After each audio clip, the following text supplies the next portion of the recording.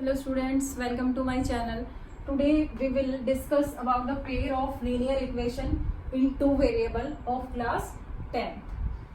So before discussing the pair of linear equation in two variable, we will discuss about the linear equation in two variable. ठीक है, तो एक बार हम recall करते हैं. आप 9th क्लास में linear equation in two variables के बारे में पढ़ चुके हो. So the equation ax plus by plus c equals to 0. Such type of equation is called the linear equation in two variables where x and y are the variables, okay, and these are real numbers. And condition आपकी एक condition होती है a और b आपके दोनों एक साथ 0 नहीं होने चाहिए. ठीक है, with the condition a square plus b square is not equals to 0. Got it. तो दोनों आपके a और b अगर दोनों एक साथ 0 हो जाएंगे तो आप सिचुएशन देखो क्या होगी. If a and b are 0 at a time, तो this equation becomes c equal to 0 and c is any real number. ठीक है, तो c आपका कोई भी रियल नंबर है. दैट मीन्स अगर मैं 2 ले लूं तो 2 इक्वल्स टू 0 है. Is it possible? No. 3 is equal to 0. Is it possible? √3 equals to 0. Is it possible? No. So ये जो आपकी इक्वेशन है ये क्या हो जाएगी? मीनिंगलेस हो जाएगी. Got it. सो ए और बी आपके दोनों एक टाइम पे 0 नहीं होंगे with the condition a square plus b square is not equals to 0. Got it. So ये जो आपको इस फॉर्म में कोई भी इक्वेशन मिलती है तो वो आपकी क्या हो जाती है? Linear equation in two variable. Got it. Now we will talk about the solution of this equation. Okay, solution भी आपने पढ़ा हुआ है 9th क्लास में. क्या, जब linear equation in two variables के सॉल्यूशन की हम बात करते हैं तो सॉल्यूशन जो होता है वो किस टाइप से एग्जिस्ट करता है? एग्जिस्ट करता है हमारा किसमें? Ordered pair of values. Got it. अभी ये ऑर्डर्ड पेयर ऑफ वैल्यूज का क्या मीनिंग है? पेयर ऑफ वैल्यूज का क्या मीनिंग है कि यहाँ पे obviously there are two variables in this equation. तो यहाँ पे जो आपका सॉल्यूशन एग्जिस्ट करेगा, इस इक्वेशन का जो सॉल्यूशन होगा वो क्या होगा?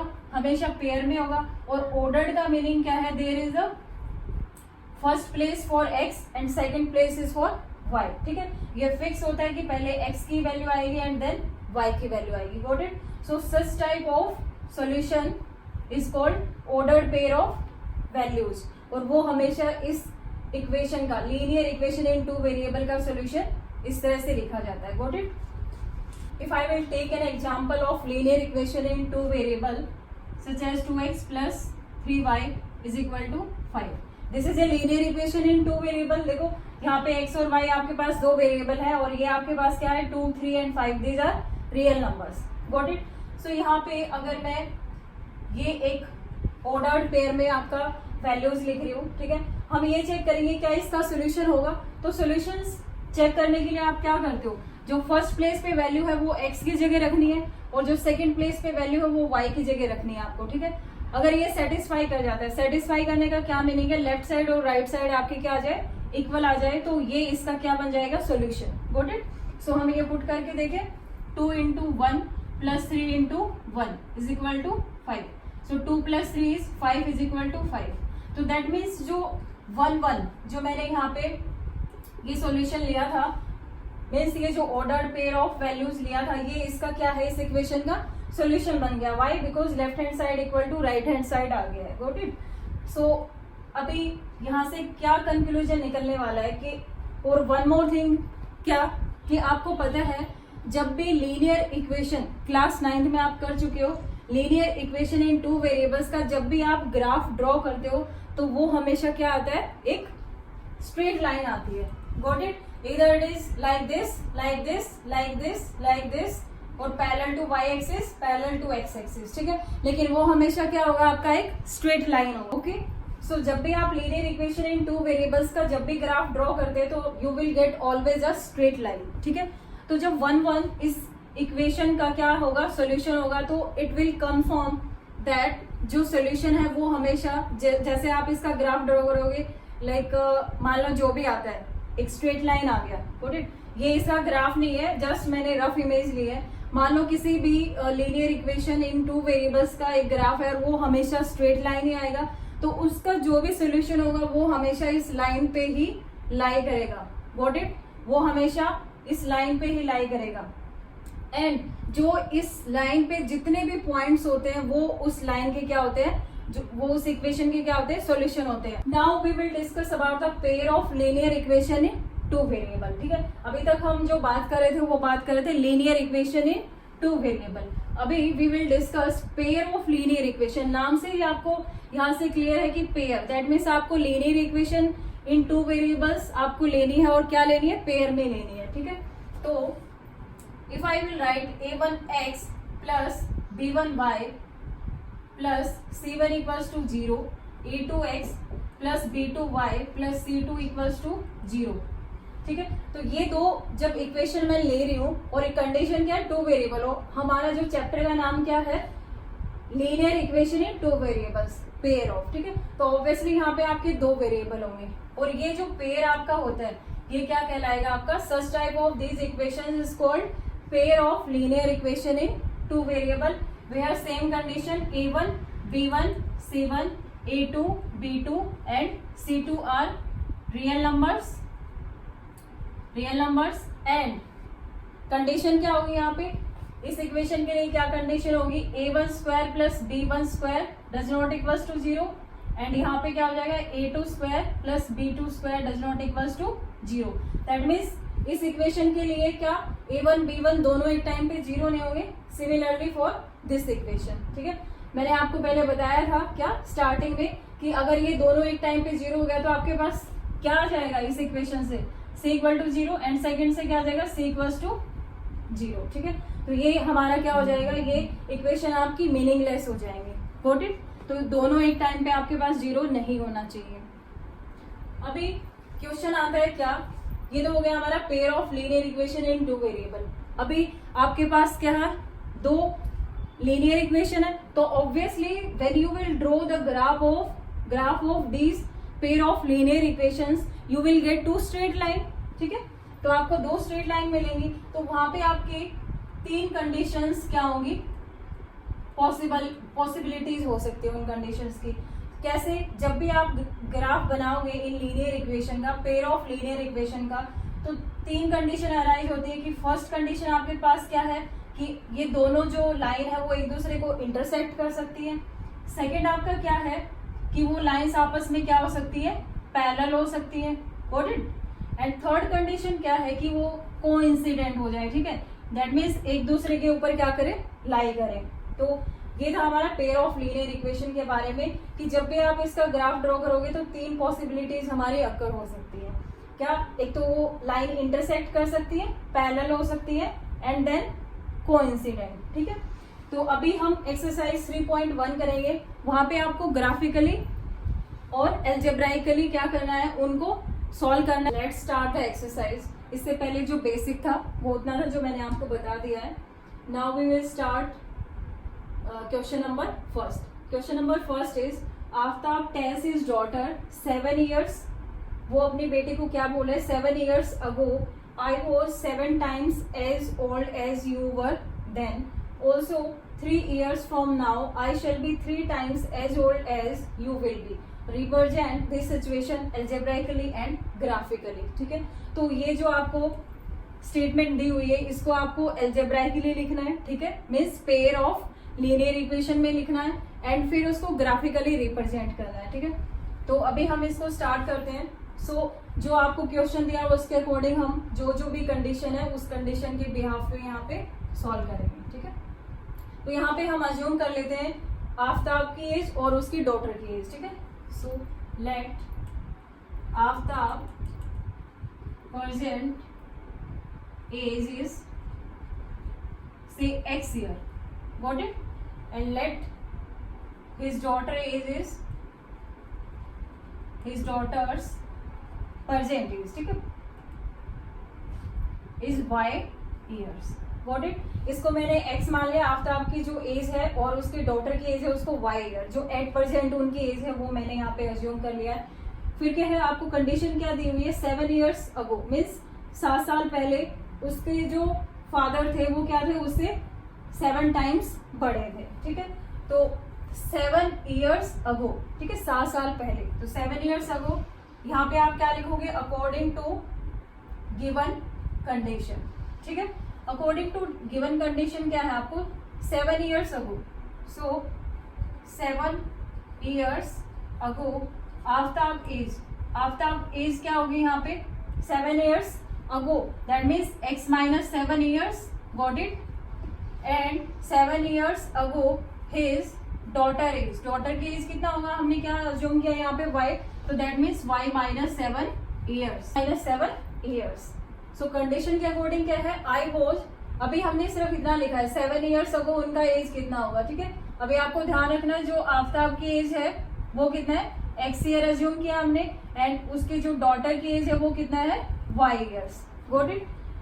सो I was 7 times as old as you were then, so x minus 7 is equal to y minus 7। अभी उसके जो फादर की एज है, फादर की एज क्या है, x minus 7, और जो उसके डॉटर की एज है वो कितना है, y minus 7। 7 years ago वाली ये आपके पास क्या है, एज है। अभी वो क्या है, उससे 7 times बड़े हैं, ठीक है। तो दैट मीन्स अगर मैं यहाँ पे 7 कर देती हूँ, तो अभी यहाँ पे आपको इक्वेशन बनानी है। Most of the student got confuse कि 7 इधर लिखे या इधर लिखे। तो अगर मैं ये ऑलरेडी आफ्ताब की एज है, इसका 7 टाइम कर दूंगी तो ये तो और भी ज्यादा बड़े हो जाएंगे। तो इक्वेशन को बैलेंस रखने के लिए आपको जो 7 मल्टीप्लाई करना है वो कहाँ पे करना पड़ेगा, जो उसके डॉटर की एज है उसके साथ। तो अभी ये इक्वेशन आपकी क्या हो जाएगी, इक्वल। सो यहाँ पे आप इसको सॉल्व कर लो, कितना बनेगा, this is x minus 7 is equal to 7 minus 49। So x minus 7y को इधर ले आओ, -7y minus 7 plus 49 equals to 0। यहाँ से आपको क्या मिल जाएगा, x minus 7y plus 42 is equal to 0। So this is the first linear equation, okay.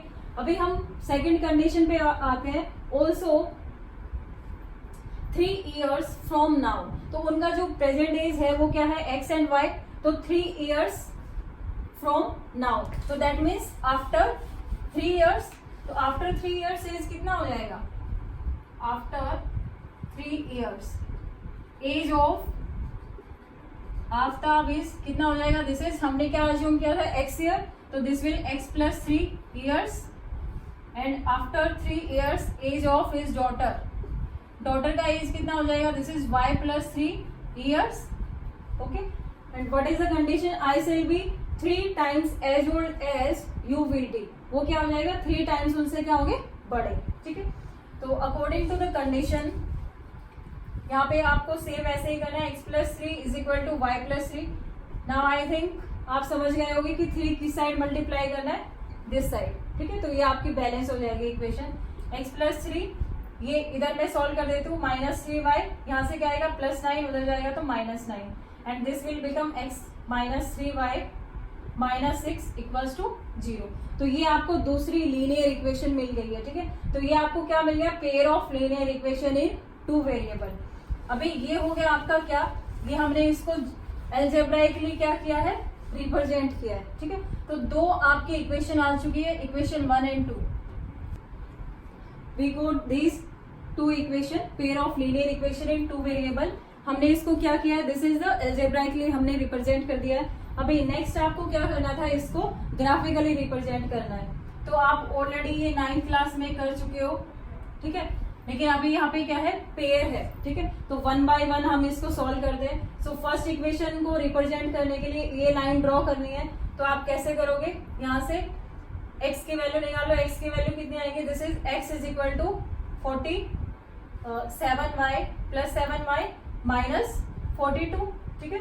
And second से आपका क्या आ जाएगा, this is x is equal to 6 plus 3y, got it. ये आपकी इक्वेशन आएगी। यहाँ से आप 2 पॉइंट्स निकालो x एंड y के लिए।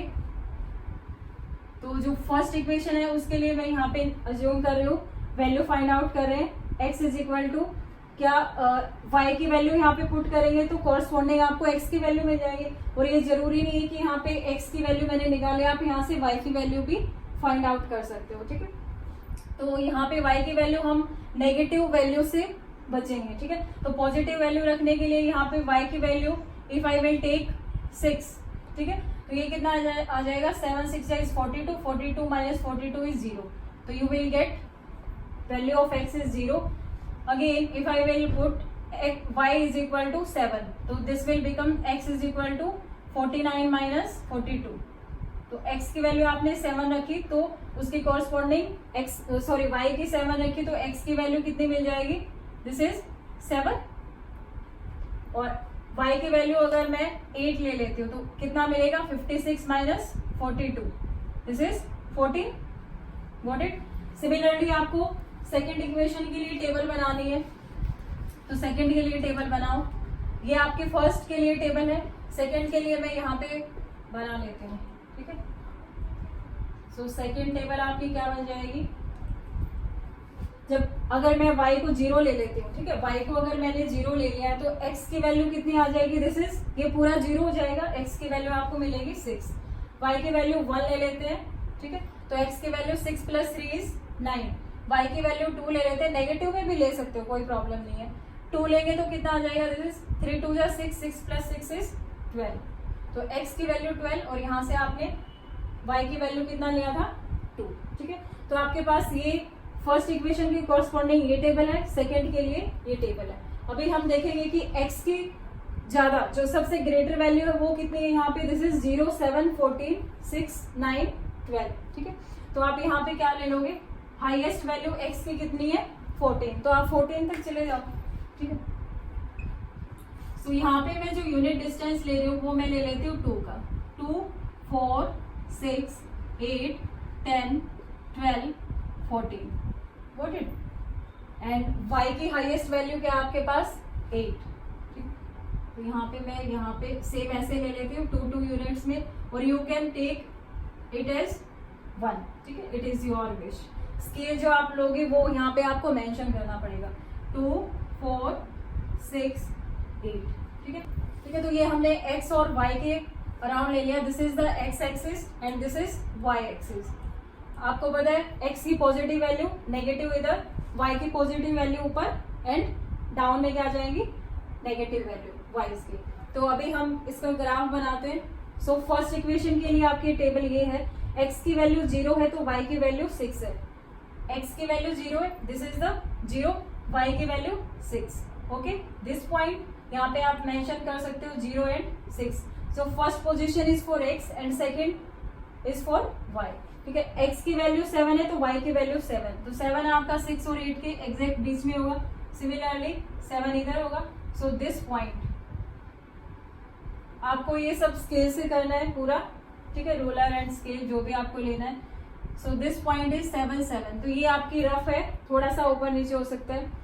x की वैल्यू 14 है, y की वैल्यू 8 है. x की वैल्यू 14 और y की वैल्यू 8. ठीक है.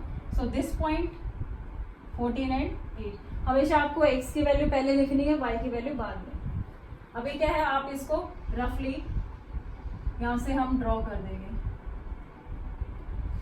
ठीक है. सो ये जो आपकी लाइन आई है, यहाँ पे आपको मेंशन करना पड़ेगा कि ये जो लाइन आई है वो आपकी किस इक्वेशन के लिए, x minus 7y plus 42 equals to 0. Got it. अभी सेकेंड इक्वेशन के लिए हम देख लेते हैं, और ये हमेशा आपका क्या होगा, एक स्ट्रेट लाइन होगा. Got it. सेकेंड क्या है, x की वैल्यू 6 है तो y की value 0, x 6. So this point is name 6 0. Okay. And x की वैल्यू 9 है तो y की वैल्यू कितना है, 1. तो 9 कहाँ पे लाई करेगा आपका, this is here, and y की वैल्यू आपकी 1. So this point. Okay. This point name is 9 and 1. And 12 2. x की वैल्यू 12 है और y की वैल्यू कितना है, 2. सो दिस पॉइंट यहाँ पे थोड़ा सा ये नीचे आ जाएगा आपका, एंड दिस पॉइंट. ठीक है. So this point is 12 and 2. अभी क्या हम इसको ज्वाइन कर देंगे.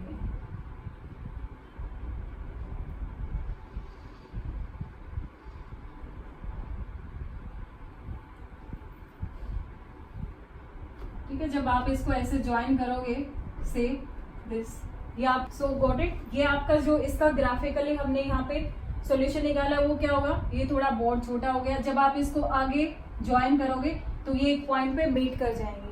ठीक है. सो this is the graphical solution for question number first. Now will do the next question. Question number third is, question number second मैंने यहाँ पे आपका नहीं करवाया, वो आपके लिए छोड़ दिया, वो आप खुद करना. सिर्फ आपको स्केल का ध्यान रखना है. 9th क्लास में ऑलरेडी आप ये सारा काम कर चुके हो. सिर्फ यहाँ पे डिफरेंस क्या है, यहाँ पे आपको पेयर ऑफ लीनियर इक्वेशन लिखना है और वहां पे आपने क्या किया था, लीनियर इक्वेशन बनाया था. दैट मीन्स वहां पे सिर्फ एक इक्वेशन थी 2 वेरिएबल्स के साथ में. एंड वैसे ही ग्राफिकली आपको रिप्रेजेंट करना है. The cost of 2 kg of apples and 1 kg of grapes on a day was found to be rupees 160. After a month, the cost of 4 kg of apples and 2 kg of grapes is rupees 300. Represent the situation algebraically and geometrically. ठीक है. तो यहाँ पे आपको cost given है 2 kg of apples and 1 kg of grapes की जो cost है वो कितना है 160 रुपीज. ठीक है. सो यहाँ पे हम अज्यूम कर लेते हैं जो कॉस्ट है एप्पल्स की वो x अज्यूम कर लेते हैं और जो ग्रेप्स की जो कॉस्ट है वो y अज्यूम कर लेते हैं. So let the cost of apples is equals to rupees x. ठीक है. And the cost of grapes is equal to rupees y. अभी जो according to the given condition it will become 2 kg of apples. So the cost of 2 kg of apples वो कितना आ जाएगा आपके पास 2x. ठीक है. And the cost of 1 kg of grapes का आपके पास कितना आ जाएगा, कॉस्ट ऑफ ग्रेप्स कितना है y. तो 1 kg ऑफ ग्रेप्स का कितना आ जाएगा, दिस इज y. ठीक है. अभी नेक्स्ट क्या है, इसका जो कॉस्ट है दोनों का वो कितना है 160 रुपीज.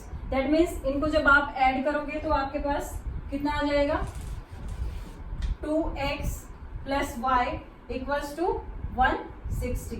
आप इसको रिराइट करोगे तो कितना आ जाएगा, this is 2x plus Y minus 160 equals to 0. This is equation number first. So second situation क्या है, after a month the cost of 4 kg of apples. तो एप्पल्स का हमने कितना अज्यूम किया था, एप्पल्स की कॉस्ट थी वो कितना अज्यूम किया था x. एंड ग्रेप्स का आपने जो अज्यूम किया था वो कितना था y. So 4 kg of apples that means 4x plus 2 kg of grapes is rupees 300. So 2 kg that means 2y is equal to कितना है यहाँ से 300. सो यहाँ से 2 कॉमन आ सकते हैं. So this will become 2x plus y is equal to 150. इसको रीराइट करेंगे तो 2x plus Y minus 150 equals to 0. So ये जो आपकी आ गई, this is second equation and this is first equation. So ये आपकी क्या थी, एल्जेब्राइकली हमने रिप्रेजेंट कर दिया है.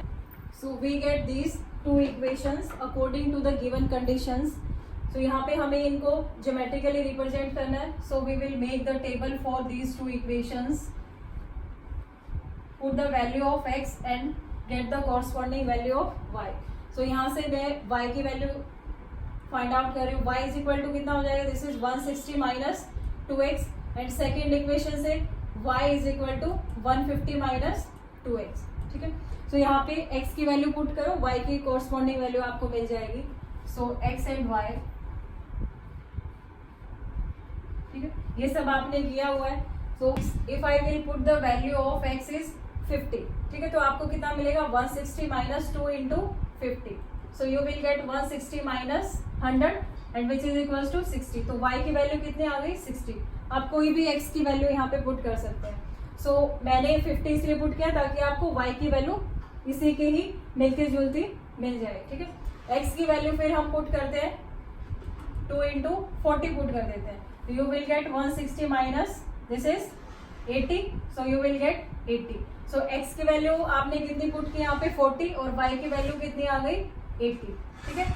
सिमिलरली x की वैल्यू हम 30 पुट कर दे तो कितना आएगा, 160 minus 60 which is equals to 100. तो y की वैल्यू कितनी आ जाएगी 100. सेकेंड इक्वेशन के लिए आपको टेबल बनानी है. तो टेबल बना लेते हैं हम, x और y की वैल्यू क्या आती है. ठीक है. जब आप x को यहाँ पे if I will take x is equal to 40 तो y की वैल्यू कितनी आ जाएगी, y is equal to 150 minus 2 into 40 you will get 80. So यहाँ से आपका आंसर कितना आ जाएगा, this is 70. Okay. So y की वैल्यू कितनी आ जाएगी 70. Got it. Again if you will put x is equal to 50, so 50 के लिए आपका कितना आ जाएगा 150 minus 100, you will get y is equal to 50. Again if you will take x is equal to 60, x की वैल्यू 60 के लिए कितना आ जाएगा 120 and you will get 30. Okay, so this is the table for equation second. अभी हम इसको graphically represent करेंगे. यहाँ से हम x y के लिए ग्राफ बनाते हैं. सो x की आपको सिमिलरली वैसे ही क्वेश्चन नंबर फर्स्ट में मैंने बताया था लार्जेस्ट वैल्यू x की कितनी है यहाँ पे 60 और y की लार्जेस्ट वैल्यू आपके पास कितना है 80. सो हमें जो यूनिट डिस्टेंस है वो आई एम टेकिंग, वो आपको आपके अकॉर्डिंग लेना है जो आपको इजी बने. अगर आप यहाँ पे 1 2 3 लेने लग जाओगे तो ये बहुत लंबा चला जाएगा. सो यहाँ पे आप क्या कर सकते हो, यहाँ पे आप 10 से स्टार्ट कर सकते हो, 5 से भी स्टार्ट कर सकते हो, एज यू विश. ओके, सो यहाँ पे आपको स्केल जो है वो मेंशन कर देनी है. स्केल जो आपकी रहेगी जैसे एक्स एक्सिस के along, okay, along x axis आपने जो 10 स्मॉल डिवीजन जो लिया है वो किसके इक्वल लिया है 10 के इक्वल. सिमिलरली वाई एक्सिस के अलोंग जो आप लोगे वो मैं यहाँ पे 10 लेने वाली हूँ, तो सिमिलरली आपको लिख देना 10 small division is equal to 10. So 0 10 20 30 40 50, highest value कितना है एक्स का 60, तो मैंने 60 तक इसको मेंशन कर दिया. वाई की वैल्यू 80 तक है. So 10 20 30 40 50 60 70 and 80. Got it. So ये आपकी वैल्यू आ जाएंगी. सो फर्स्ट टेबल के लिए x की वैल्यू 50, y की वैल्यू 60. x 50 है तो y की वैल्यू 60 है. ठीक है. सो यहाँ पे आपका दिस पॉइंट 50 एंड 60. x की वैल्यू 40 के लिए y की वैल्यू 80, 40 के लिए y की value 80. So this point and x की वैल्यू 30 के लिए y की वैल्यू कितनी है 100. x 30 है तो y कितना है आपके पास 100. ओके, थोड़ा सा y की सॉरी जो लार्जेस्ट हाईएस्ट वैल्यू वो हमारी 100 है. सो 90 एंड दिस इज 100. यहाँ से मैं इसको रफ कर देती हूँ. सो दिस इज 100. ठीक है. सो x की वैल्यू 30 है तो y 100, 30 and 100. Got it. So अभी आप इन सभी पॉइंट्स को ज्वाइन कर दो 40 and 80. Okay, this point. So यहाँ पे आप ड्रॉ करोगे तो you will get a straight line. Obviously आपको पता है सेकेंड टेबल के लिए y की x की वैल्यू 40, y की 70, 40 and 70. So this is 40 and 70. यहाँ पे आपको इन पॉइंट का नाम जो है वो मेंशन करना है. x की वैल्यू 50, y की वैल्यू भी 50. ठीक है. सम यहाँ पे आएगा आपका दिस इज 50 एंड 50. ठीक है. ये जो लाइन आई है वो कौन सी इक्वेशन के कॉरस्पॉन्डिंग है वो यहाँ पे आपको मेंशन करना पड़ेगा. x की वैल्यू 60 है, y की वैल्यू 30, x की वैल्यू 60 एंड y की 30. सम हियर.